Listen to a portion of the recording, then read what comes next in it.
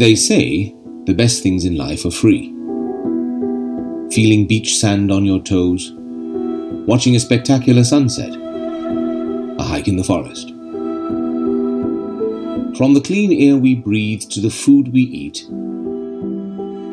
we've always treated nature's resources as endless and free. Today, we are paying the price, with climate change, pollution, and mass extinction. For the past 75 years, we have been measuring our success and well-being in the dollars and cents of the gross domestic product, GDP, while letting nature pick up the tab for our pollution, deforestation, and degradation. This year, we begin to change all that.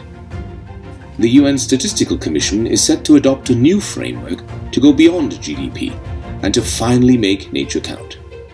With this framework, every country on Earth will be able to measure their natural capital and understand the immense contributions of nature and the importance of protecting it. The framework will help policymakers realize that forests mean more to us when they are healthy, that it makes more sense to protect our planet for tomorrow than to cash out today, and that fresh air, clean water, and a livable climate are not infinite and need our care and protection.